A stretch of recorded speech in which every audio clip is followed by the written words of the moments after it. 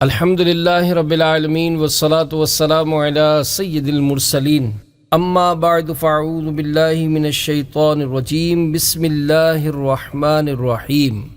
دل جیتنے کا نسخہ مع دیگر دلچسپ سوال جواب۔ درود شریف کی فضیلت۔ سرکار مدینہ قرار قلب و سینہ صلی اللہ تعالی علیہ وآلہ وسلم کا فرمان با قرینہ ہے، میرا جو امتی اخلاص کے ساتھ مجھ پر ایک مرتبہ درود پاک پڑھے گا، اللہ عز و جل اس پر 10 رحمتیں نازل فرمائے گا، اس کے 10 درجات بلند فرمائے گا، اس کے لیے 10 نیکیاں لکھے گا اور اس کے 10 گناہ مٹا دے گا۔ صلو علی الحبیب صلی اللہ تعالی علی محمد۔ دل جیتنے کا نسخہ۔ سوال: کسی کا دل جیتنے کا نسخہ کیا ہے؟ جواب: کسی کا دل جیتنے کے لیے اخلاص، اچھے اخلاق اور اعلیٰ کردار کا مالک ہونا ضروری ہے۔ ان چیزوں کے ذریعے سامنے والے کا دل جیت کر اسے متاثر کیا جا سکتا ہے۔ یاد رکھیے، کسی کو متاثر کرنے کا مقصد اس سے اپنی ذات کے لیے منافع حاصل کرنا نہ ہو، بلکہ رضا الہی کے لیے اسے دین اسلام سے قریب کرنا مقصود ہو۔ دین اسلام نے ہمیں ایسے اصول بتائے ہیں جنہیں ہم اپنا کر دوسروں کو متاثر کر کے مدنی ماحول سے وابستہ کر کے دین اسلام کے قریب کر سکتے ہیں۔ چند اصول پیش خدمت ہیں۔ سلام میں پہل کرنا چاہیے۔ ہر مسلمان کو سلام کیجیے، خواہ اسے جانتے ہوں یا نہ جانتے ہوں۔ جیسا کہ حدیث پاک میں ہے، ایک آدمی نے نبی کریم صلی اللہ تعالی علیہ وآلہ وسلم سے دریافت کیا کہ اسلام میں کیا کام بہتر ہے؟ فرمایا، لوگوں کو کھانا کھلانا اور سلام کرنا، خواہ تم اسے جانتے ہو یا نہ جانتے ہو۔ نیز سلام کرنے میں پہل کرنا چاہیے کہ یہ ہمارے پیارے پیارے آقا صلی اللہ تعالی علیہ وآلہ وسلم کی سنت مبارکہ ہے۔ آپ صلی اللہ تعالی علیہ وآلہ وسلم کی عادت مبارکہ تھی کہ جس سے ملاقات ہوتی تو سلام میں پہل فرماتے۔ اگر آپ ثواب کی نیت سے اس سنت پر عمل پیرا ہوتے ہوئے ہر چھوٹے بڑے مسلمان کو سلام کرنے میں پہل کریں گے تو ضمناً وہ آپ سے اور آپ کی پیاری پیاری تحریک دعوت اسلامی سے انشاءاللہ عز و جل ضرور متاثر ہوگا۔ سلام میں پہل کرنے کے ساتھ ساتھ دل جوئی کی نیت سے اگر مصافحہ کرنے کے لیے ہاتھ بڑھانے میں بھی پہل کر دیں تو اس کا بھی ثواب ملے گا۔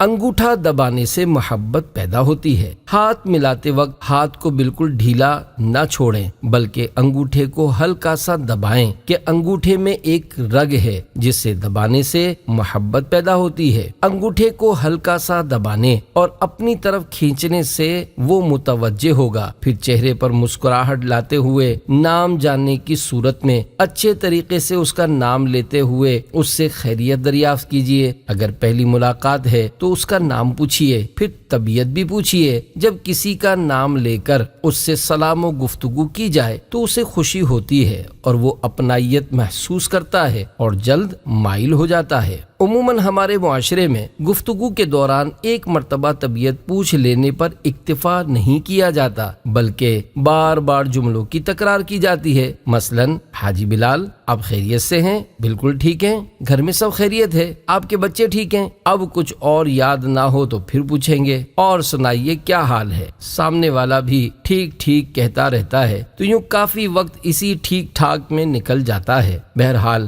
دونوں طرف سے ایک ہی جملے کی تکرار کرنے کے بجائے اچھے اچھے کلمات استعمال کرنے چاہیے۔ دوران ملاقات نیکی کی دعوت۔ آج کل کا ماحول ایسا ہے کہ عموماً لوگ ملاقات کے فوراً بعد حالات پر تبصرہ، کاروبار پر گفتگو اور تنخواہ وغیرہ کے بارے میں پوچھ گچھ شروع کر دیتے ہیں، مگر آپ ہرگز ایسا نہ کیجیے، بلکہ موقع کو غنیمت جانتے ہوئے اپنی اور سامنے والے کی آخرت بہتر بنانے کے جذبے کے تحت دوران ملاقات موقع کی مناسبت سے نیکی کی دعوت پیش کیجیے۔ اگر وہ بے نمازی ہے تو اسے نماز کی دعوت دیجیے۔ اگر وہ نمازی ہے لیکن جماعت کا اہتمام نہیں کرتا تو نماز باجماعت پہلی صف میں ادا کرنے کی ترغیب دلائیے۔ یاد رکھیے، اگر کسی کے بارے میں معلوم نہ ہو کہ یہ بے نمازی ہے یا بلا اجازت شرعی جماعت چھوڑنے والا ہے تو اس پر بدگمانی نہ کیجیے اور نہ تجسس کیجیے اور نہ ہی اس سے نماز پڑھنے کے متعلق سوال کریں۔ نماز باجماعت ادا کرنے اور پہلی صف کی فضیلت پر کچھ نہ کچھ روایات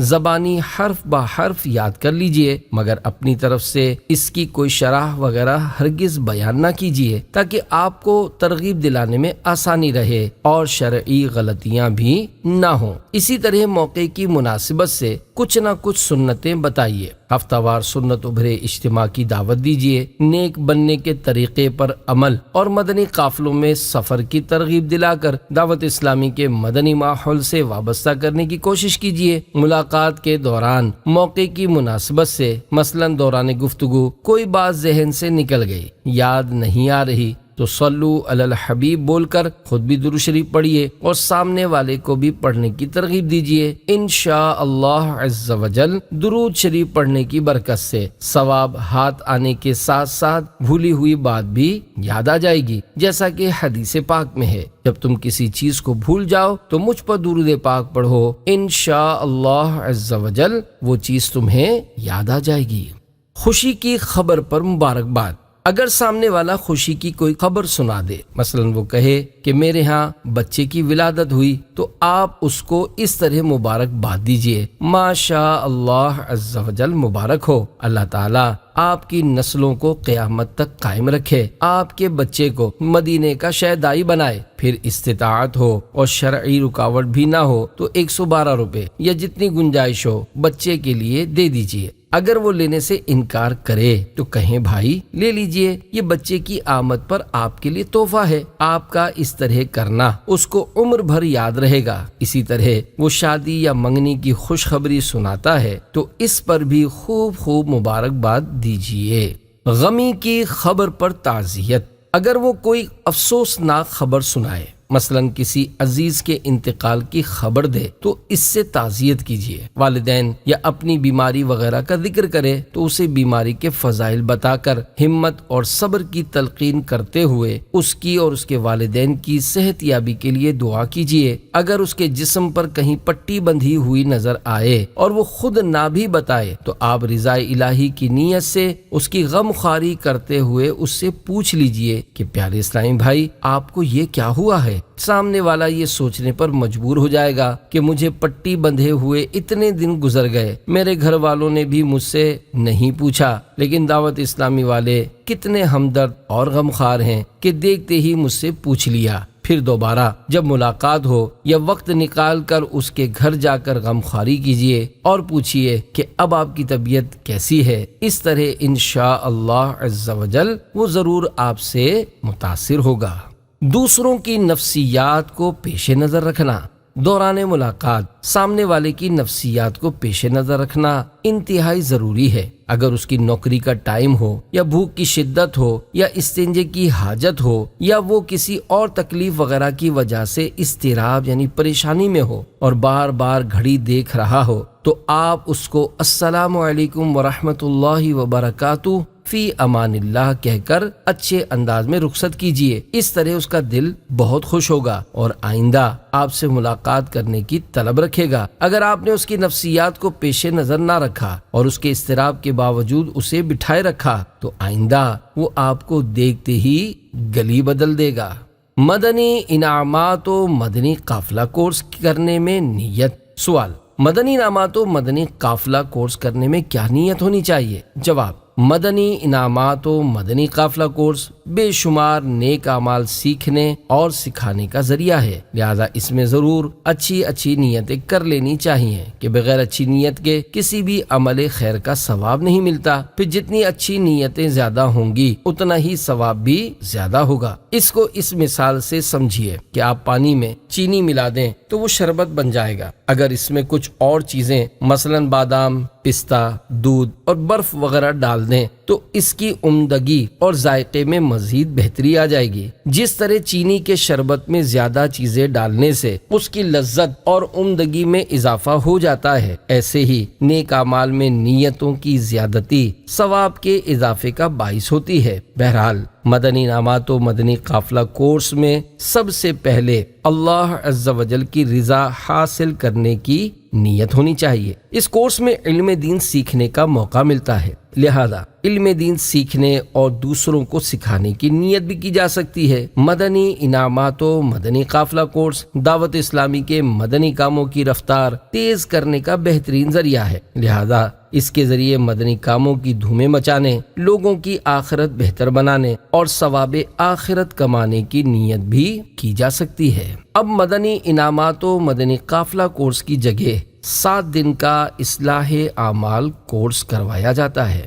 مدنی انعامات و مدنی قافلہ کورس کرنے کی اہمیت۔ سوال: مدنی انعامات و مدنی قافلہ کورس کرنا کیوں ضروری ہے؟ جواب: دنیا کا کوئی بھی کام ہو، اسے کرنے سے پہلے سیکھنا پڑتا ہے۔ اگر کوئی بغیر سیکھے کسی کام کو کرنے کی کوشش کرے گا تو وہ کما حقہ اسے نہیں کر سکے گا۔ مثلا جو شخص درزی نہ ہو، اس کو کپڑا سلائی کرنے کے لیے دے دیا جائے کہ اس کا کرتا اور پاجامہ بنا دو، تو وہ کرتا اور پاجامہ تو کیا بنائے گا، کپڑا ہی ضائع کر دے گا، کیونکہ وہ اس کام کو کرنا ہی نہیں جانتا۔ یہی وجہ ہے کہ سلائی کا کام کرنے کے لیے درزی کا سہارا لینا پڑتا ہے اور عمارت بنانے کے لیے معمار کی خدمت لینی پڑتی ہے۔ جب دنیاوی کاموں کو بہتر طریقے سے سر انجام دینے کے لیے سیکھنا پڑتا ہے تو دین کا کام بدرجہ اولا سیکھ کر کرنا چاہیے، تاکہ صحیح معنوں میں اللہ عز و جل کی رضا حاصل کرتے ہوئے دین کا کام کیا جا سکے۔ مدنی انعامات و مدنی قافلہ کورس میں عاشقان رسول کی مدنی تحریک دعوت اسلامی کی بقا ہے، کیونکہ دعوت اسلامی والوں کا مدنی مقصد ہے مجھے اپنی اور ساری دنیا کے لوگوں کی اصلاح کی کوشش کرنی ہے انشاءاللہ عز و جل۔ اس مدنی مقصد میں کما حقہ کامیابی پانے کے لیے مدنی انعامات و مدنی قافلہ کورس، 7 دن کا اصلاح اعمال کورس، 12 مدنی کام کورس انتہائی ضروری ہے۔ لہذا ہر دعوت اسلامی والے کو چاہیے کہ وہ مدنی انعامات و مدنی قافلہ کورس ضرور کرے، چاہے وہ کسی مجلس کا نگران ہو یا رکن یا کوئی بھی عام ذمہ دار اسلامی بھائی ہو۔ جب آپ یہ کورس کریں گے تو انشاءاللہ عز و جل دعوت اسلامی مزید ترقی کی منازل طے کرے گی اور اس کے مدنی کاموں کو تقویت ملے گی۔ درس نظامی اہم ہے یا مدنی قافلوں میں سفر کرنا؟ سوال: درس نظامی کرنا اہم ہے یا مدنی قافلوں میں سفر کرنا؟ جواب: یقیناً درس نظامی کرنے کی بہت اہمیت ہے، لیکن اس میں کوئی شک نہیں کہ دعوت اسلامی کے جتنے بھی مدارس المدینہ اور جامعات المدینہ ہیں، جن میں الحمدللہ عز و جل ہزارہا طلبہ علم دین حاصل کر رہے ہیں، ان میں مدنی قافلوں کی برکتیں بھی شامل ہیں۔ دعوت اسلامی کے اوائل میں جب مدارس المدینہ اور جامعات المدینہ نہیں تھے، اس وقت بھی مدنی قافلے راہ خدا میں سفر کرتے تھے۔ مدنی قافلوں کی برکت سے دعوت اسلامی ترقی کے زینے طے کرتی رہی اور یہ مدارس المدینہ اور جامعات المدینہ وجود میں آئے ہیں۔ درس نظامی بھی کیجیے، فرض علوم کے حصول کے لیے ذاتی مطالعہ بھی کیجیے اور اپنے مدنی مقصد مجھے اپنی اور ساری دنیا کے لوگوں کی اصلاح کی کوشش کرنی ہے کو پیش نظر رکھتے ہوئے اپنی اصلاح کی کوشش کے ساتھ ساتھ ساری دنیا کے لوگوں کی اصلاح کی کوشش کے لیے مدنی قافلوں میں سفر بھی کیجیے۔ زبان میں تاثیر کیسے پیدا ہو؟ سوال: زبان میں ایسی تاثیر کیسے پیدا ہو کہ ہم جس کو بھی مدنی قافلے کی دعوت دیں وہ راہ خدا کا مسافر بن جائے؟ جواب: زبان میں تاثیر پیدا کرنے کے لیے اخلاص شرط ہے۔ ہمارا کام اخلاص کے ساتھ احسن انداز میں دوسرے اسلامی بھائیوں تک نیکی کی دعوت پہنچانا ہے۔ انہیں عمل کی توفیق دینے والی اللہ عز و جل کی ذات ہے۔ اگر آپ کسی کو نیکی کی دعوت پیش کریں، نیک بننے کے طریقے پر عمل اور مدنی قافلوں میں سفر کرنے کا ذہن دیں، لیکن وہ تیار نہ ہو تو آپ اپنا دل ہرگز چھوٹا نہ کیجیے، نہ ہی سامنے والے کے بارے میں اپنے دل میں یہ بات لائیے کہ بہت ڈھیٹ ہے، ٹس سے مس نہیں ہوتا، اس کا دل پتھر سے بھی زیادہ سخت ہے، وغیرہ وغیرہ، بلکہ اسے اپنے اخلاص کی کمی تصور کرتے ہوئے رضا الہی عز و جل کے لیے کوشش جاری رکھیے اور دل سوزی کے ساتھ اللہ عز و جل کی بارگاہ میں دعا بھی کرتے رہیے کہ اے اللہ عز و جل میری زبان میں تاثیر عطا فرما اور میری نیکی کی دعوت میں پائی جانے والی خامیوں کو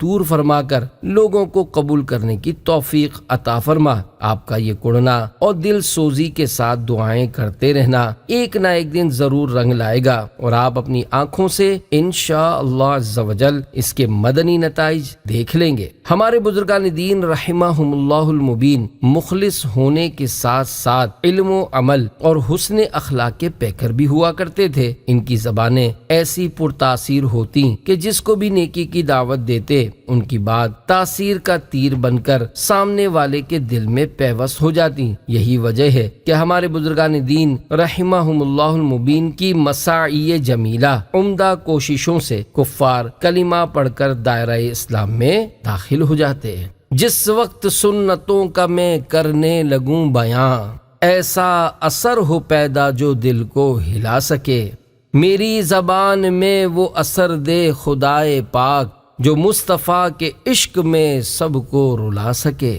مدنی قافلے میں سفر کس نیت سے کیا جائے؟ سوال: مدنی قافلوں میں سفر سیکھنے سکھانے کی نیت سے کرنا چاہیے یا اس نیت سے کہ دیگر مسلمانوں تک نیکی کی دعوت پہنچانا ہماری ذمہ داری ہے؟ جواب: ایک کام میں کئی نیتیں کی جا سکتی ہیں۔ اعلیٰ حضرت امام اہل سنت مولانا شاہ امام احمد رضا خان علیہ رحمت الرحمن فرماتے ہیں، بے شک جو علم نیت جانتا ہے ایک ایک فعل کو اپنے لیے کئی کئی نیکیاں کر سکتا ہے، اس لیے حسب حال جتنی نیتیں ہو سکیں کر لیجئے کہ جتنی نیتیں زیادہ ہوں گی اتنا ہی ثواب بھی زیادہ ہوگا۔ سب سے پہلے یہ نیت کر لیجئے کہ میں اللہ عز و جل کی رضا پانے اور ثواب آخرت کمانے کے لیے مدنی قافلوں میں سفر کر رہا ہوں۔ مدنی قافلے اپنی اور ساری دنیا کے لوگوں کی اصلاح کی کوشش کا ایک بہترین ذریعہ ہیں، لہذا اپنی اور ساری دنیا کے لوگوں کی اصلاح کی کوشش کرنے کی نیت سے مدنی قافلوں میں سفر کیا جائے۔ شیخ طریقت امیر اہل سنت دامت برکاتہم العالیہ فرماتے ہیں، جب بھی مدنی قافلے میں سفر کریں تو اپنی تربیت و اصلاح کا بھی ذہن لے کر جائیں۔ اگر فقط دوسروں کی تربیت کا ذہن لے کر جائیں گے تو ہو سکتا ہے کہ آپ کو پریشانی کا سامنا کرنا پڑے، جیسا کہ ایک مرتبہ بین الاقوامی سنت و بر اجتماع کے بعد پنجاب کے اسلامی بھائیوں کا ایک مدنی قافلہ اندرون سندھ ایک گاؤں میں گیا۔ 1 یا 2 دنوں کے بعد وہ مدنی قافلہ واپس آ گیا۔ جب ان سے ملاقات ہوئی اور واپس آنے کی وجہ پوچھی گئی تو انہوں نے کہا، ہمیں ایک ایسے گاؤں میں بھیجا گیا تھا جہاں پر سارے سندھی اسلامی بھائی تھے، نہ ان کو ہماری بات سمجھ آتی اور نہ ہی ہمیں ان کی بات سمجھ آتی، اس وجہ سے ہم تنگ آ کر واپس آ گئے ہیں۔ میں نے ان سے اظہار افسوس کیا اور کہا کہ آپ کو مدنی قافلے میں سفر اللہ عز و جل کی رضا پانے، ثواب کمانے اور اپنی قبر و آخرت کو بہتر بنانے کے لیے کرنا تھا، لہذا اپنا پورا وقت سیکھنے سکھانے میں صرف کرتے۔ پھر ان اسلامی بھائیوں کو احساس ہوا اور وہ دوبارہ مدنی قافلے میں راہ خدا کے مسافر بن گئے۔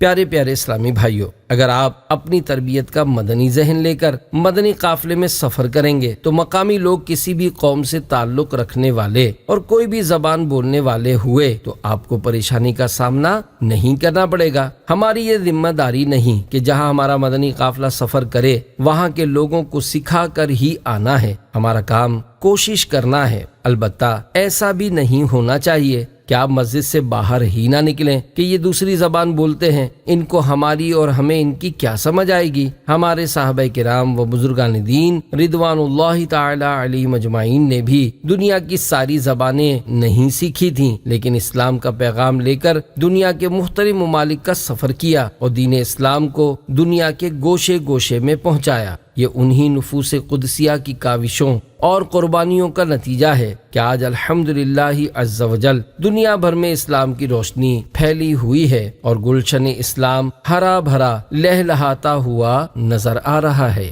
لوگ زبان نہ سمجھتے ہوں تو مدنی کام کیسے کریں؟ سوال: اگر مدنی قافلہ ایسی جگہ سفر کرے جہاں کے مقامی لوگ نہ ہماری زبان سمجھتے ہوں اور نہ ہمیں ان کی زبان کی سوجھ بوجھ ہو تو وہاں مدنی کام کیسے کیا جائے؟ جواب: اگر مدنی کام کرنے کا جذبہ ہو تو راہیں خود بخود کھل جاتی ہیں اور اللہ عز و جل اسباب پیدا فرما دیتا ہے۔ کوئی حکمت عملی اپنا کر ان کو مانوس کر کے اپنے قریب کیجئے، پھر وہاں ایسے افراد تلاش کیجئے جو کچھ نہ کچھ آپ کی زبان کی سمجھ بوجھ رکھتے ہوں۔ اس طرح ان کے ذریعے آپ کو مدنی کام کرنے میں کامیابی ہو جائے گی اور مدنی کام کا سلسلہ شروع ہو جائے گا۔ آپ کی ترغیب و تحریض کے لیے ایک مدنی بہار پیش خدمت ہے۔ چنانچہ ایک بار دعوت اسلامی کا ایک مدنی قافلہ چائنا پہنچا۔ وہاں کے لوگ مدنی قافلے والوں کی زبان نہیں سمجھتے تھے اور نہ ہی مدنی قافلے والوں کو ان کی زبان سمجھ آتی تھی۔ مدنی قافلے والوں نے بہت سوچا کہ ان کو کیسے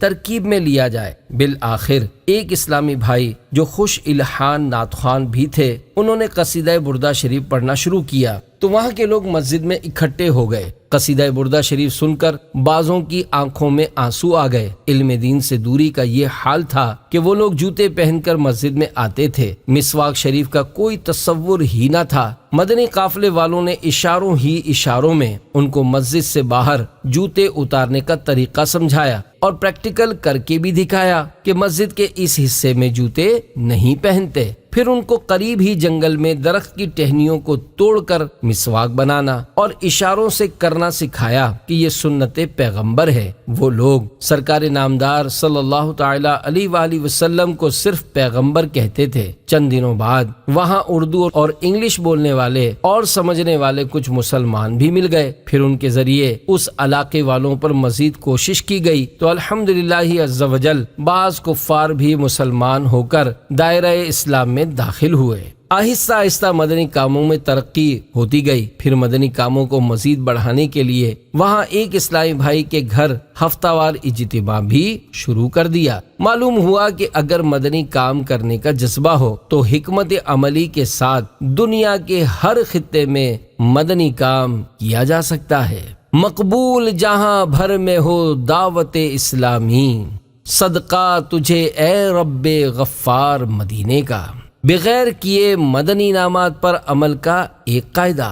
سوال: ایسے مدنی انعامات جن پر مدنی قافلوں میں سفر کی وجہ سے عمل نہیں ہو سکتا، مثلاً والدین کے ہاتھ چومنا، گھر میں درس دینا وغیرہ، تو کیا دوران مدنی قافلہ ان مدنی انعامات پر عمل مانا جائے گا؟ جواب: جی ہاں، اگر گھر میں ایسے مدنی انعامات پر عمل کرنے کا معمول ہو تو مدنی قافلے وغیرہ کے دوران ایسے مدنی انعامات پر عمل مانا جائے گا، جیسا کہ مدنی انعامات کے رسالے کے صفحہ نمبر 2 پر قاعدہ نمبر 4 میں یہ رعایت موجود ہے۔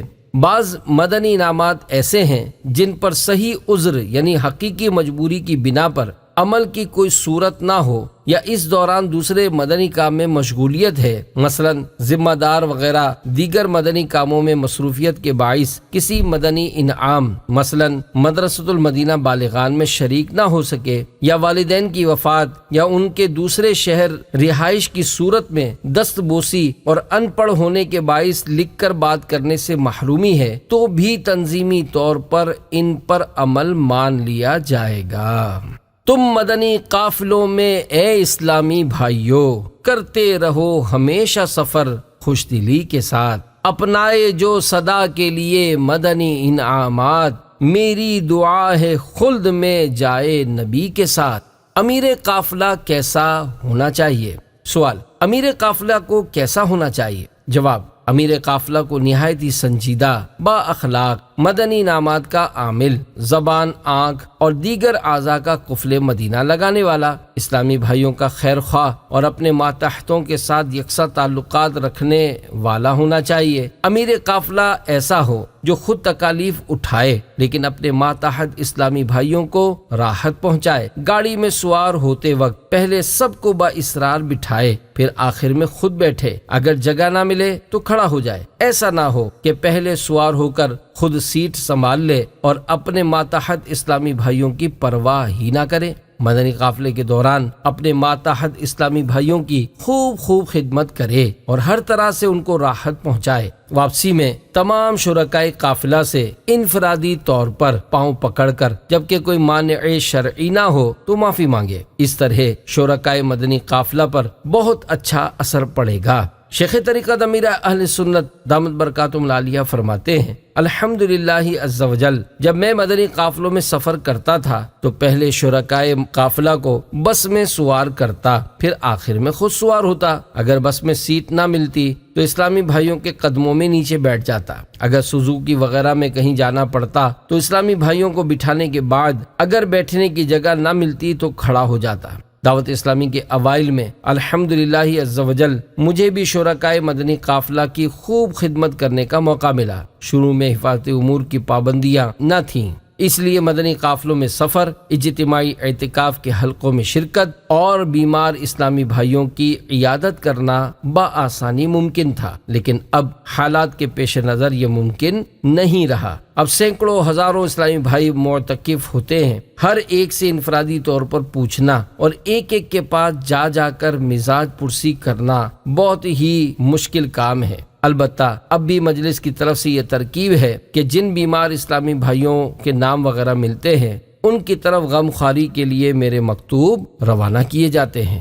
ماتحت اسلامی بھائیوں کے ساتھ گھل مل کر رہیں۔ الحمدللہ عز وجل میں اسلامی بھائیوں کے ساتھ اس طرح گھل مل جاتا کہ لوگ مجھے پہچان بھی نہ پاتے تھے کہ الیاس قادری کون ہے۔ کئی بار تو ایسا بھی ہوا کہ لوگ مجھ سے ہی پوچھتے تھے کہ الیاس قادری کب آ رہا ہے۔ ان واقعات کو بیان کرنے کا مقصد یہ ہے کہ امیر قافلہ یا نگران حلقہ مشاورت اپنے ماتحت اسلامی بھائیوں کے ساتھ گھل مل کر رہیں اور اپنے شرکاء کا خوب خیال رکھیں۔ اگر وہ بیمار ہوں تو ان کی عیادت کریں، جہاں تک ممکن ہو، اور کوئی مانع شرعی نہ ہو تو ایک ایک سے مزاج پرسی کریں، تاکہ کسی کے دل میں یہ بات نہ آئے کہ میری طبیعت خراب ہے اور ان کو معلوم بھی ہے، اس کے باوجود مجھے نہیں پوچھا۔ سبھی اسلامی بھائیوں اور بالخصوص امیر قافلہ اور نگران اسلامی بھائیوں کو چاہیے کہ وہ ملنساری اور غم خواری کا ذہن بنائیں اور اپنے چہرے پر مسکراہٹ رکھیں، بالکل روئی کی طرح نرم اور برف کی طرح ٹھنڈے ہو جائیں۔ انشاءاللہ عز و جل آپ کے ماتحت اسلامی بھائی آپ سے متاثر ہوں گے اور مدنی کام میں بھی اضافہ ہوگا۔ اگر آپ سخت طبیعت اور غصے والے ہوں گے، آپ کے سبب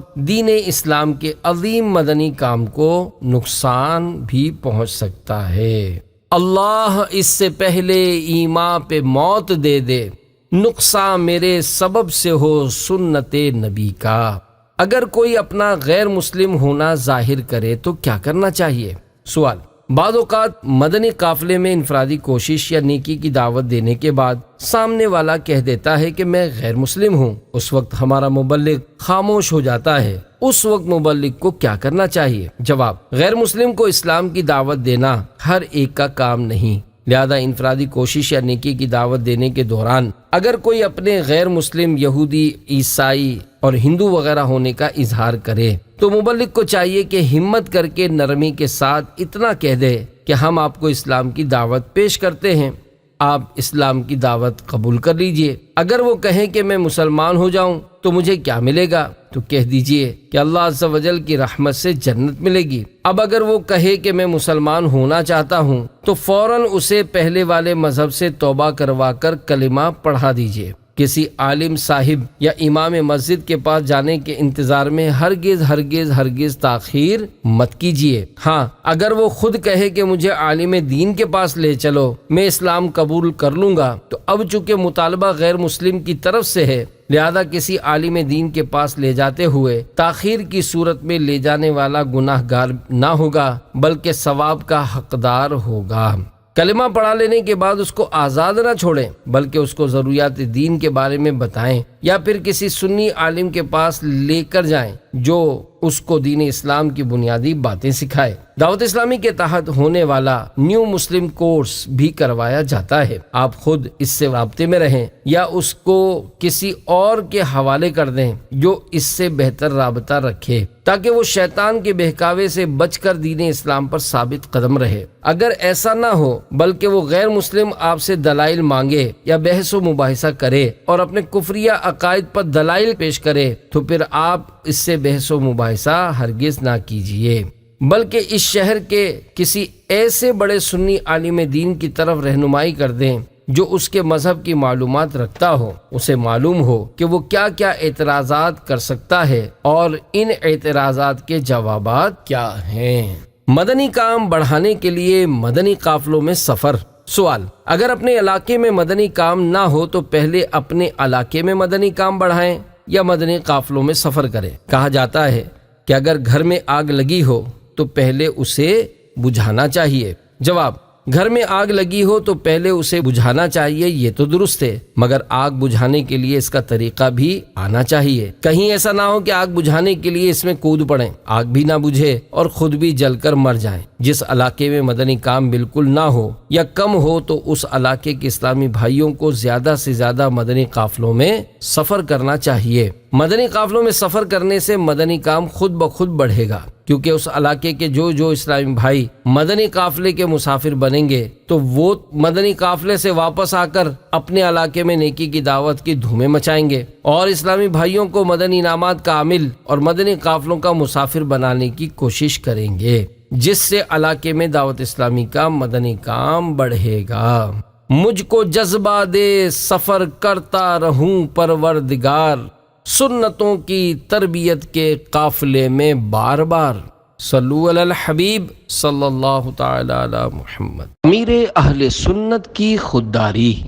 سوال: سنا ہے آپ مدارس وغیرہ کا کھانا نہیں کھاتے؟ جواب: شیخ طریقت امیر اہل سنت دامت برکاتہ العالیہ فرماتے ہیں، الحمدللہ عز وجل میرا شروع سے ہی یہ ذہن بنا ہوا ہے کہ میں مدارس کا کھانا نہیں کھاتا اور نہ ہی مدارس کی کوئی چیز مثلا ٹیلی فون وغیرہ اپنے ذاتی استعمال میں لاتا ہوں۔ ابتداً جب ہمارے مدنی قافلے مدارس سے ملحقہ مساجد میں ٹھہرتے تو اس وقت بھی میں مدارس کا کھانا کھانے سے بہت زیادہ کتراتا تھا، کیونکہ عموماً مدارس زکوٰۃ، صدقات، خیرات وغیرہ پر چلتے ہیں۔ ہم نے مدنی قافلوں میں سفر کر کے کسی پر احسان تو نہیں کیا، بلکہ اپنی آخرت بہتر بنانے کے لیے راہ خدا میں سفر اختیار کیا ہے۔ جب گھر میں ہم اپنا کھاتے ہیں تو پھر مدنی قافلوں میں کیوں نہ اپنے پاس سے کھائیں؟ عرف میں جن لوگوں کو مدارس کا کھانا کھانے کی اجازت ہے وہ کھا سکتے ہیں، مگر میں پھر بھی عالمی مدنی مرکز فیضان مدینہ کا کھانا نہیں کھاتا۔ آپ بھی اپنے اندر اخلاص و قناعت پیدا کیجئے۔ جب آپ مخلص اور قانع یعنی قناعت کرنے والے بنیں گے،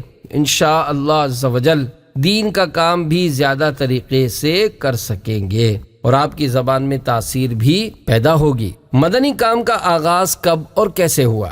سوال: دعوت اسلامی کے مدنی کام کا آغاز کب اور کیسے ہوا؟ جواب: شیخ طریقت امیر اہل سنت بانی دعوت اسلامی حضرت علامہ مولانا ابو بلال محمد الیاس عطار قادری رضوی ضیائی دامت برکاتہم العالیہ فرماتے ہیں، الحمدللہ عز وجل جب سے مجھے شعور آیا ہے اس وقت سے ہی نمازیں پڑھنے اور مساجد میں جانے کا شوق تھا۔ میں اور دیگر بچے مل کر لوگوں کو نمازوں کے لیے گھروں سے بلانے جاتے تھے۔ مجھے بچپن ہی سے نعتیں اور درود و سلام پڑھنے کا بہت زیادہ شوق تھا۔ ہم اپنے محلے کی بادامی مسجد گوشت مارکیٹ کھارا در اولڈ باب المدینہ کراچی میں نماز پڑھا کرتے تھے، جس سے اذان سے قبل درود و سلام کی آوازیں آتی اور دل کو بھاتی تھی۔ ہر سال 12 ربیع الاول کے پرمسرت موقع پر دھوم دھام کے ساتھ جشن ولادت منایا جاتا اور منہ مبارک کی زیارت بھی کروائی جاتی، تو میں بڑے جوش و خروش سے اس میں شرکت کیا کرتا تھا۔ اسی طرح ہر سال مبارک ایام مثلا محرم الحرام میں 10 دن، ربیع الاخر میں 11ویں شریف کی نسبت سے 11 دن اور ربیع الاول میں 12ویں شریف کی نسبت سے 12 دن بیانات کا سلسلہ ہوتا۔ الحمدللہ عز وجل 10ویں، 11ویں، 12ویں اور دیگر مبارک مواقع پر ہونے والے بیانات کی مٹھاس اور نیاز کی شیرنی میرے دل میں اترتی گئی۔ جمعۃ المبارک اور دیگر مواقع کے اختتام پر صلاۃ و سلام پڑھا جاتا تو میں بھی دیگر بچوں کے ساتھ آگے پہنچ جاتا اور صلاۃ و سلام پڑھنے والے کے قریب کھڑا ہو جاتا۔ مجھے نعت شریف پڑھنے کا دیوانگی کی حد تک شوق تھا اور نعت شریف پڑھنے کے لیے محافل نعت وغیرہ میں شرکت کیا کرتا تھا۔ یوں الحمدللہ عز وجل مجھے بچپن ہی سے اچھی صحبت اور اچھا ذہن نصیب ہوا۔ پھر رفتہ رفتہ شعور بڑھتا گیا اور مسلمانوں کی بگڑی ہوئی حالت زار، گناہوں کی یلغار، ہر طرف بے حیائی کی بھرمار، مساجد کی ویرانیاں، نمازوں اور سنتوں سے دوریاں وغیرہ کئی ایسے اسباب ہیں جن کی وجہ سے میرے دل میں اللہ عز و جل کے کرم اور نبی پاک صلی اللہ تعالی علیہ وآلہ وسلم کی عنایت سے نیکی کی دعوت دینے کا جذبہ بیدار ہوا۔ شوال المکرم 1401 بمطابق ستمبر 1981 میں دعوت اسلامی کے مدنی کام کا آغاز ہوا۔ اللہ عز و جل عاشقان رسول کی مدنی تحریک دعوت اسلامی کو مزید ترقی عطا فرمائے اور اس مدنی ماحول میں استقامت، ایمان پر زیر گنبد خضرا جلوہ محبوب صلی اللہ علیہ وآلہ وسلم میں شہادت، جنت البقیع میں مدفن اور جنت الفردوس میں اپنے مدنی حبیب صلی اللہ تعالی علیہ وآلہ وسلم کا پڑوس نصیب فرمائے۔ آمین بجاہ النبی الامین صلی اللہ تعالی علیہ وآلہ وسلم۔ تیرا شکر مولا دیا مدنی ماحول، نہ چھوٹے کبھی بھی خدا مدنی ماحول، قیامت تلک یا الہی سلامت رہے تیرے عطار کا مدنی ماحول۔ امیر اہل سنت کے بچپن کا ایک ناخوشگوار واقعہ۔ سوال: امیر اہل سنت دامت برکاتہم العالیہ سے عرض ہے کہ اپنے بچپن کا کوئی ایسا واقعہ بیان فرما دیجئے جس سے آپ کے دل کو بہت صدمہ پہنچا ہو۔ جواب: شیخ طریقت امیر اہل سنت دامت برکاتہم العالیہ اپنا ایک دل خراش واقعہ بیان کرتے ہوئے ارشاد فرماتے ہیں، ایک مرتبہ 12ویں شریف کے موقع پر منہ مبارک کی زیارت کروائی جا رہی تھی اور آخر میں صلاۃ و سلام پڑھا گیا تو میں بھی دیگر بچوں کی طرح اس موقع پر آگے چلا گیا۔ صلاۃ و سلام کے بعد اذان ظہر ہوئی، پھر جب نماز کے لیے صفیں بننا شروع ہوئیں تو میں پہلی صف میں کھڑا ہو گیا۔ اتنے میں ایک بڑے میاں آئے، انہوں نے بڑے زور سے میرا بازو پکڑا اور ڈانٹ کر مجھے وہاں سے نکال دیا۔ مجھے اس کا بہت صدمہ ہوا اور میری سخت دل آزاری ہوئی، مگر پھر بھی اللہ عز و جل کے کرم سے میں نے مسجد نہیں چھوڑی، ورنہ ایسے حالات میں شیطان بہکا کر مسجد سے ایسا دور کر دیتا ہے کہ شاید بندہ زندگی بھر مسجد کا کبھی رخ نہ کرے۔ پیارے پیارے اسلامی بھائیوں، اس واقعے سے یہ درس ملا کہ اگر بچے مساجد میں آئیں تو ان کو جھاڑ کر مساجد سے نکالنا نہیں چاہیے۔ اگر کوئی غلطی کریں تو ان کو احسن طریقے سے پیار و محبت کے ساتھ سمجھا دیجیے تاکہ وہ آئندہ اس سے باز رہیں۔ اگر آپ انہیں ڈانٹ ڈپٹ کر مسجد سے باہر نکال دیں گے تو ہو سکتا ہے کہ ان کا دل ٹوٹ جائے اور پھر وہ کبھی بھی مسجد کی طرف نہ آئیں۔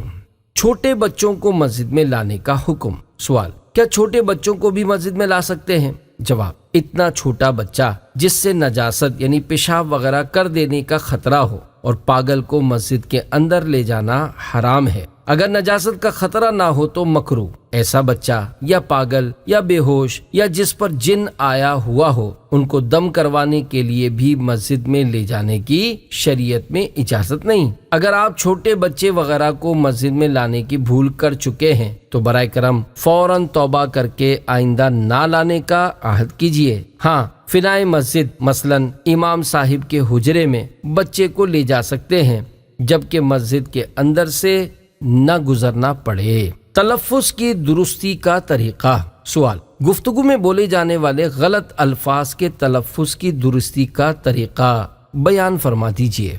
جواب: تلفظ کی درستی کے لیے اپنے پاس لغت رکھنا مفید ہے۔ عموماً مارکیٹ میں دستیاب شدہ اردو لغات وغیرہ میں لغویات اور کفریہ محاورات بھی ہوتے ہیں۔ کاش لغت کی کوئی ایسی کتاب ہو جس میں کفریات و لغویات وغیرہ نہ ہوں۔ اس کے علاوہ تلفظ کی درستی کے لیے فیضان سنت اور مکتبۃ المدینہ سے شائع ہونے والے مدنی رسائل نیز المدینۃ العلمیہ کی کتب کا بغور مطالعہ بھی بے حد مفید ہے، کیونکہ ان کتب و رسائل میں تلفظ کی درستی کا خیال رکھتے ہوئے حتی الامکان مشکل اور غیر مشہور الفاظ پر اعراب لگانے کی کوشش کی گئی ہے۔ بعض اسلامی بھائی فیضان سنت یا رسائل سے درس و بیان کرتے ہوئے الفاظ پر اعراب ہونے کے باوجود غلط پڑھ رہے ہوتے ہیں، کیونکہ برسوں سے ذہن میں بیٹھے ہوئے غلط اعراب پر مشتمل الفاظ ادا کرنے کی عادت بن چکی ہوتی ہے۔ لہذا درس و بیان کی تیاری کے وقت مطالعہ کرتے ہوئے الفاظ پر لگائے گئے اعراب کے مطابق ہی پڑھتے ہوئے تلفظ درست کرنے کی کوشش کیجیے۔ 20 الفاظ ایسے ہیں جن پر حرکت کی تبدیلی سے معنی میں تبدیلی واقع ہو سکتی ہے۔ صرف اردو میں بولے جانے والے چند الفاظ ملاحظہ کیجئے جن کے تلفظ میں عموماً لوگ غلطی کرتے ہیں۔ مثلا ہمارے ہاں عام طور پر بولا جاتا ہے فلاں باہر کھڑا ہے، حالانکہ باہر کا معنی روشن ہوتا ہے، اصل تلفظ باہر ہے۔ اسی طرح عید مبارک کو عید مبارک، مرشد کو مرشد، سید کو سید، مدنی کو مدنی، میت کو میت، قیامت کو قیامت، درست کو درست، غلط کو غلط، حکم کو حکم، صبر کو صبر، علم کو علم اور شکر کو شکر پڑھتے ہیں۔ اسی طرح ناموں میں عابد کو عابد، واحد کو واحد اور واجد کو واجد کہتے ہیں۔ پیر و مرشد کی محبت حاصل کرنے کا طریقہ۔ سوال: مرید کی بقا اور استقامت محبت مرشد میں ہے، تو یہ ارشاد فرمائیے کہ محبت مرشد کیسے حاصل کی جائے؟ جواب: اپنے جامع شرائط پیر و مرشد کی محبت حاصل کرنے کے لیے سب سے پہلے اپنے پیر و مرشد کے اوصاف و کمالات جاننے کی کوشش کی جائے کہ اس سے دل میں پیر و مرشد کی محبت بڑھے گی۔ اپنے آپ کو پیر و مرشد کی بدگمانی سے ہر دم بچانے کی کوشش کرے، کیونکہ پیر پر بدگمانی ہلاکت کا سبب ہے۔ اگر پیر و مرشد کوئی کام خلاف سنت بھی کر رہے ہوں تب بھی بدگمانی دل میں نہ لائے۔ اولاً یہ کہ ہو سکتا ہے کہ جس عمل کو وہ سنت سمجھ رہا ہو وہ سنت بھی ہے یا نہیں۔ اگر ہو تو یہ بھی ہو سکتا ہے کہ پیر و مرشد کی توجہ نہ ہو، یا یہ بھی ممکن ہے کہ پیر صاحب کسی عذر شرعی کی وجہ سے سنت چھوڑ رہے ہوں۔ مثلاً اگر پیر صاحب الٹے ہاتھ سے پانی پی رہے ہوں تو ان سے بدگمان نہ ہو، کیونکہ ہو سکتا ہے کہ پیر صاحب کے سیدھے ہاتھ میں اس قدر شدید زخم ہو جس کی وجہ سے پانی کا گلاس اٹھانا ممکن نہ ہو۔ اسی طرح اگر وہ کھڑے کھڑے پانی پی رہے ہوں تو بھی بدگمانی نہ کیجیے۔ ہو سکتا ہے کہ وہ وضو کا بچا ہوا پانی یا آب زمزم پی رہے ہوں۔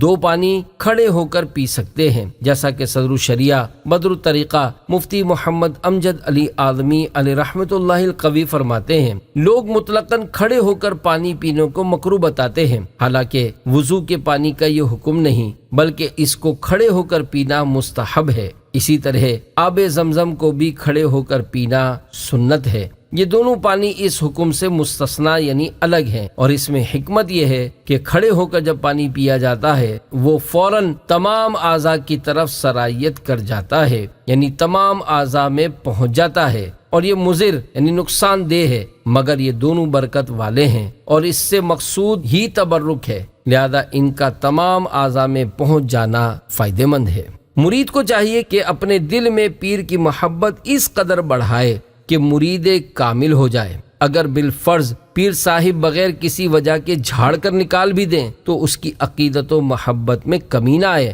اپنے پیر صاحب کی صحبت میں زیادہ سے زیادہ وقت گزارے اور ان کی اطاعت و فرما برداری کرتے ہوئے وہ جو ارشاد فرمائیں اس پر عمل پیرا ہو۔ پیر اپنے مرید کو شریعت کا پابند دیکھنا چاہتا ہے، لہذا مرید کو چاہیے کہ وہ رضا الہی کے لیے نمازوں کی پابندی، جماعت کا اہتمام، سنت کے مطابق چہرے پر داڑھی، سر پر امامہ اور سنت کے مطابق لباس زیبتن کرے۔ اسی طرح اگر پیر صاحب مدنی انعامات پر عمل اور مدنی قافلوں میں سفر کرنے سے خوش ہوتے ہوں تو مرید کو چاہیے کہ وہ روزانہ فکر مدینہ کرتے ہوئے مدنی انعامات کے رسالے کو پر کرے اور ہر مدنی ماہ کی پہلی تاریخ کو اپنے یہاں کے ذمہ دار کو جمع کروانے کا معمول بھی بنائے، اور سنتوں کی تربیت کے لیے زندگی میں یکمشت 12 ماہ، ہر 12 ماہ میں 1 ماہ اور عمر بھر ہر ماہ 3 دن کے لیے عاشقان رسول کے ساتھ مدنی قافلوں میں سفر کرے۔ مرید کا ظاہر و باطن ایک ہونا چاہیے، ایسا نہ ہو کہ پیر صاحب کے سامنے تو گڑ گڑائے، دیوانگی دکھائے اور غیر موجودگی میں اس کا خلاف کرے۔ الغرض اگر مرید اپنے پیر کی محبت میں سچا ہوگا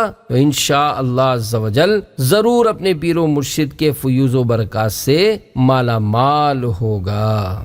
انفرادی کوشش کا مطلب و اہمیت۔ سوال: انفرادی کوشش کسے کہتے ہیں؟ جواب: ایک یا چند، مثلاً 2 یا 3 اسلامی بھائیوں کو الگ سے سمجھاتے ہوئے انہیں نیکی کی دعوت دینا انفرادی کوشش کہلاتا ہے، جبکہ کثیر اسلامی بھائیوں کے سامنے درس و بیان کرتے ہوئے انہیں نیکی کی دعوت دینا اجتماعی کوشش کہلاتا ہے۔ انفرادی کوشش تبلیغ دین اور نیکی کی دعوت کی جان ہے، اور یہ ہر وقت اٹھتے بیٹھتے، چلتے پھرتے، سفر و حضر، الغرض ہر جگہ ہو سکتی ہے، اور یہ اجتماعی کوشش سے کہیں زیادہ مؤثر بھی ہوتی ہے۔ بارہا دیکھا گیا ہے کہ برس ہا برس سے اسلامی بھائی اجتماع وغیرہ میں شریک ہوتے اور مدنی قافلوں کی ترغیبات سنتے رہتے ہیں، لیکن اس کے باوجود مدنی قافلوں میں سفر نہیں کر پاتے، مگر جب ان پر کوئی انفرادی کوشش کرتے ہوئے انہیں مدنی قافلوں میں سفر کرنے کی دعوت دیتا ہے تو وہ مدنی قافلوں میں سفر کرنے میں کامیاب ہو جاتے ہیں۔ اجتماعی کوشش کے مقابلے میں انفرادی کوشش کرنا بے حد آسان بھی ہے، کیونکہ کثیر اسلامی بھائیوں کے سامنے بیان کرنا ہر ایک کے بس کی بات نہیں، جبکہ انفرادی کوشش بچہ، بوڑھا، جوان وغیرہ سب ہی کر سکتے ہیں، خواہ انہیں بیان کرنا آتا ہو یا نہ آتا ہو۔ انفرادی کوشش کرنے کا طریقہ۔ سوال: انفرادی کوشش کرنے کا طریقہ بھی ارشاد فرما دیجئے۔ جواب: انفرادی کوشش کرنے والے کے لیے ملنسار اور غمخوار ہونا بہت ضروری ہے، کیونکہ ملنساری اور غمخواری انفرادی کوشش کی جان ہے۔ اگر ملنساری نہیں ہوگی تو پھر انفرادی کوشش کرنے میں کما حقہ کامیابی حاصل نہیں ہو سکتی۔ یوں سمجھیے کہ انفرادی کوشش کرنا شربت تیار کرنے کی طرح ہے، اس میں شہد جیسی مٹھاس ہونی چاہیے، مسکراہٹ کے پستے اور بادام بھی ڈالنے ہوں گے۔ اگر کوئی مانع شرعی نہ ہو تو سامنے والے کو گلے لگا کر تھپکی بھی دینی ہوگی۔ الغرض حکمت عملی کے ساتھ ایسی انفرادی کوشش کی جائے کہ سامنے والا متاثر ہو کر دعوت اسلامی کے مدنی ماحول سے وابستہ ہو جائے۔ اسی طرح انفرادی کوشش کرنے والے کو موقع محل کی مناسبت سے ملنسار ہونے کے ساتھ ساتھ غمخوار بھی ہونا چاہیے۔ انفرادی کوشش کے دوران اگر بالفرض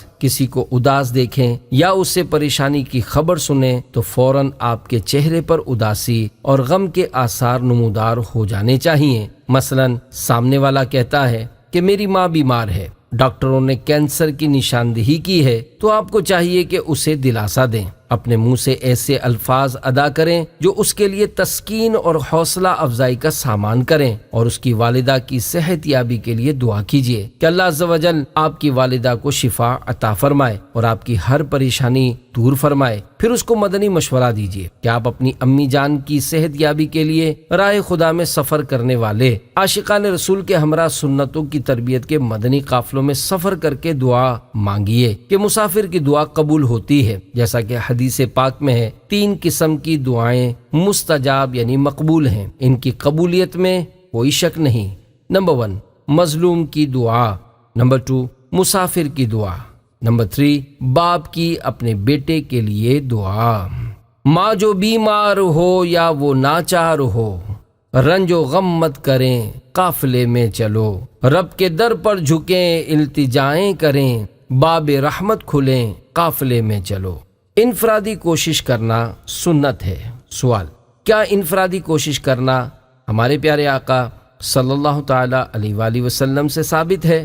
جواب: جی ہاں، تمام انبیاء کرام علیہم الصلاۃ والسلام اور خود ہمارے پیارے پیارے آقا مکی مدنی مصطفیٰ صلی اللہ علیہ وآلہ وسلم نے انفرادی کوشش فرمائی۔ حج کے موقع پر ہمارے پیارے آقا صلی اللہ تعالی علیہ وآلہ وسلم بنفس نفیس مینا شریف کے خیموں میں تشریف لے جا کر نیکی کی دعوت ارشاد فرماتے۔ آپ صلی اللہ تعالی علیہ وآلہ وسلم کی انفرادی کوشش سے کئی صحابہ کرام علیہم رضوان ایمان کی دولت سے مشرف ہوئے۔ مثلاً مردوں میں سب سے پہلے امیر المومنین حضرت سیدنا ابو بکر صدیق رضی اللہ تعالی عنہ ایمان لائے۔ عورتوں میں ام المومنین حضرت سیدتنا خدیجۃ الکبریٰ رضی اللہ تعالی عنہا ایمان لائیں۔ بچوں میں سب سے پہلے امیر المومنین حضرت سیدنا علی المرتضیٰ شیر خدا کرم اللہ تعالی وجہہ الکریم ایمان لائے۔ امیر المومنین حضرت سیدنا عمر فاروق اعظم رضی اللہ تعالی عنہ بھی اپنی بہنوئی اور سرکار علی وقار صلی اللہ تعالی علیہ وآلہ وسلم کی انفرادی کوشش سے مشرف با اسلام ہوئے۔ آپ رضی اللہ تعالیٰ عنہ ایک دن غصے میں بھرے ہوئے ننگی تلوار لے کر اس ارادے سے چلے کہ آج میں اسی تلوار سے پیغمبر اسلام کو شہید کر دوں گا۔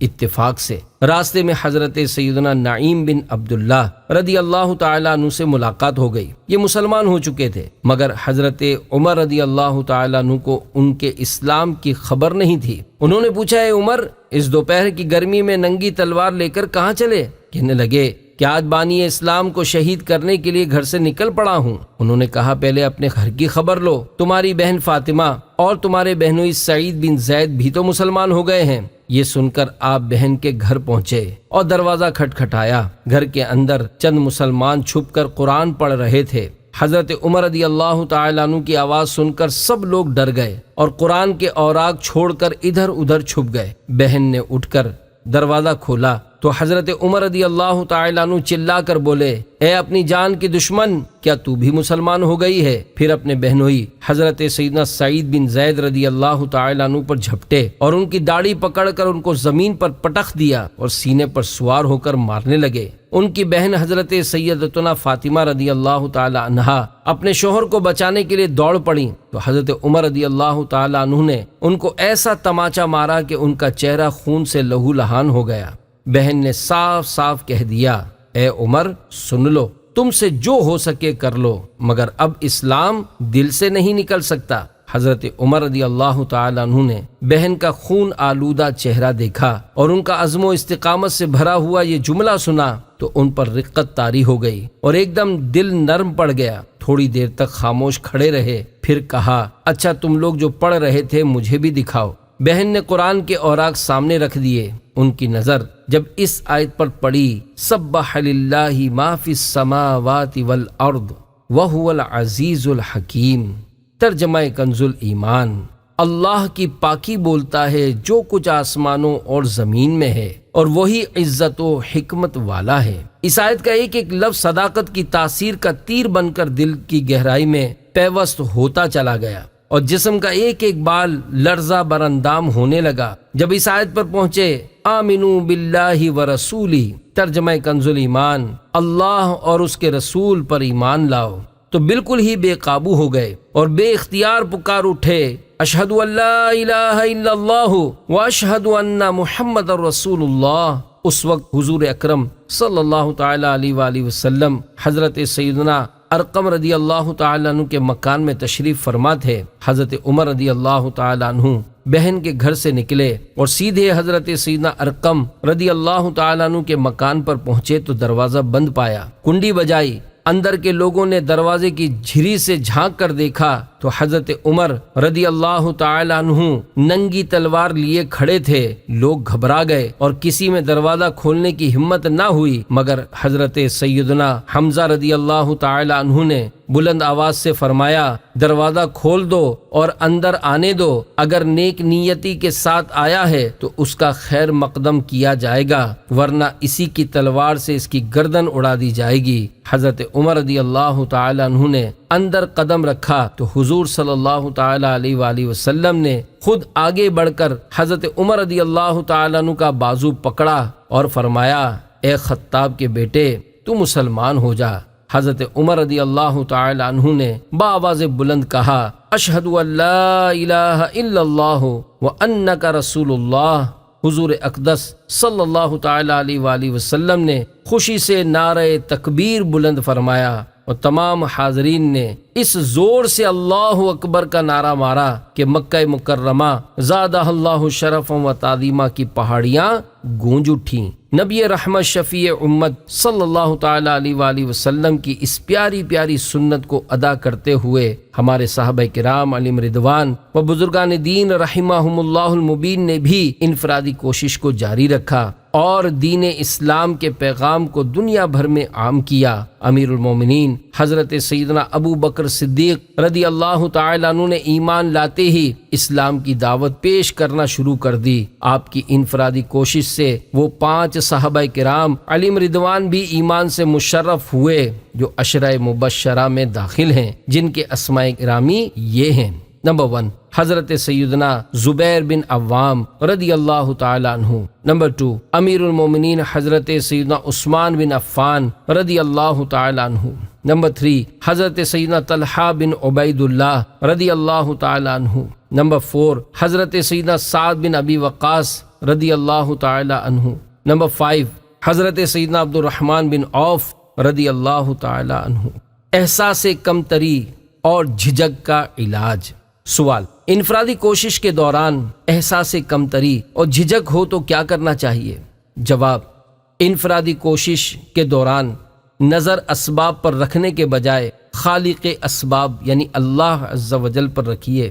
اپنی کم مائیگی اور نااہلی کو پیش نظر رکھتے ہوئے دل ہی دل میں اللہ عز و جل کی بارگاہ میں دعا کیجیے، یا اللہ عز و جل، میرا رنگ ہے نہ روپ اور نہ ہی بات کرنے کا کوئی ڈھنگ ہے، بس تو ہی دلوں کو پھیرنے والا ہے، ان لوگوں کے دل بھی اپنی اطاعت کی طرف پھیر دے۔ کئی ایسے اسلامی بھائی ہوتے ہیں جن میں واقعی بات کرنے کی اتنی صلاحیت نہیں ہوتی، لیکن بڑوں کو دعوت اسلامی کے مدنی ماحول میں لے آتے ہیں، جبکہ کئی اسلامی بھائی ایسے بھی ہوتے ہیں جن کو اچھا بولنا آتا ہے لیکن اس کے باوجود وہ کسی کو مدنی ماحول میں نہیں لا پاتے۔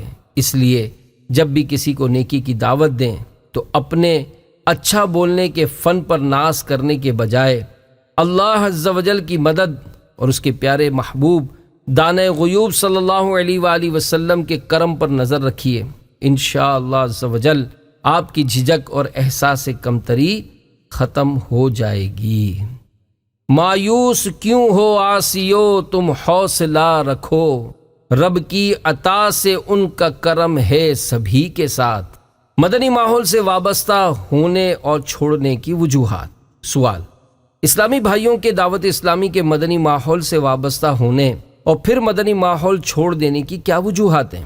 جواب: الحمدللہ عز و جل دعوت اسلامی کے مدنی ماحول کی برکتیں ظاہر ہیں۔ ان برکتوں کو حاصل کرنے، اچھی صحبت اپنانے، بری صحبت سے پیچھا چھڑانے، نمازوں کی عادت بنانے، سنتیں اپنانے، نیکیوں کی خصلت پانے، گناہوں کی نحوست سے خود کو بچانے، نیکی کی دعوت کی دھومیں مچانے اور اپنی دنیا و آخرت کو بہتر بنانے کے لیے اسلامی بھائی مدنی ماحول سے وابستہ ہوتے ہیں۔